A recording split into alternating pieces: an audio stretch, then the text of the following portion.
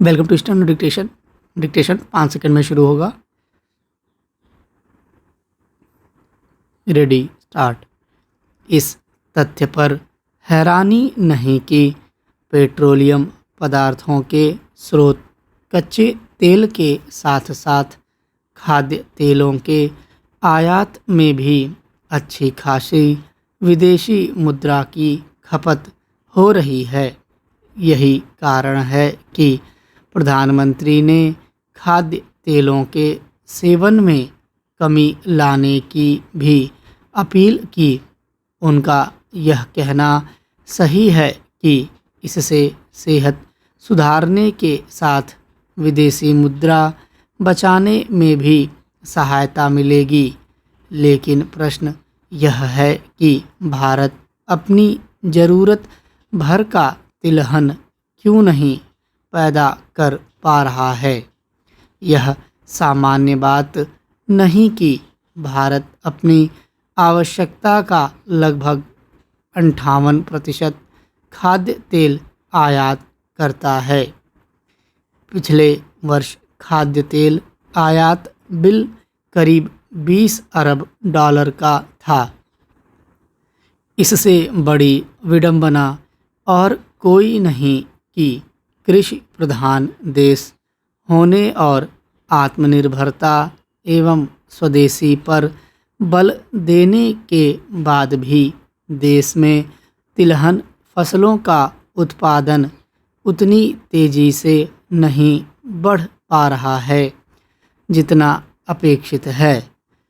यह ठीक है कि केंद्र सरकार की ओर से किसानों को तिलहन की पैदावार बढ़ाने के लिए प्रोत्साहित किया जा रहा है और इसके चलते उनके उत्पादन में थोड़ी वृद्धि भी देखने को मिली है।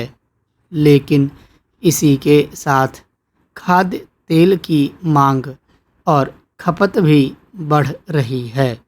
ऐसा इसलिए हो रहा है क्योंकि जैसे जैसे लोग आर्थिक रूप से सक्षम हो रहे हैं, उनके खान पान में तेलों की खपत बढ़ रही है।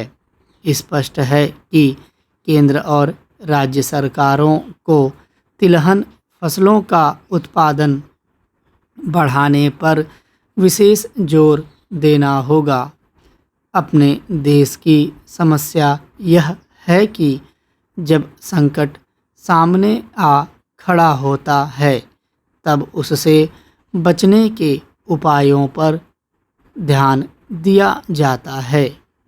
खाद्य तेलों के उत्पादन में आत्मनिर्भर होने का सघन अभियान तो बहुत पहले चलाया जाना चाहिए था और उसकी लगातार समीक्षा भी की जानी चाहिए थी। बात केवल खाद्य तेलों की ही नहीं है। भारत को बड़ी मात्रा में दालों का भी आयात करना पड़ता है। इसमें भी विदेशी मुद्रा की खपत होती है। कहना कठिन है कि दलहन उत्पादन को बढ़ाने के लिए जो योजनाएं चलाई गईं, उनके कितने सकारात्मक परिणाम सामने आए। जो भी हो, यह सही समय है कि सरकार पेट्रोलियम पदार्थों समेत अन्य आयातित वस्तुओं में कमी लाने के ठोस एवं दीर्घकालिक उपाय करे। यह सही है कि भारत में कच्चे तेल के अपेक्षित भंडार नहीं, इसलिए उसका आयात करना ही होगा। लेकिन आखिर हर तरह के ईवी वाहनों की खरीद बढ़ाने के लिए कोई आकर्षक प्रोत्साहन योजना क्यों नहीं लाई जा पा रही है और उनके लिए चार्जिंग स्टेशनों का विस्तार द्रुत गति से क्यों नहीं हो पा रहा है।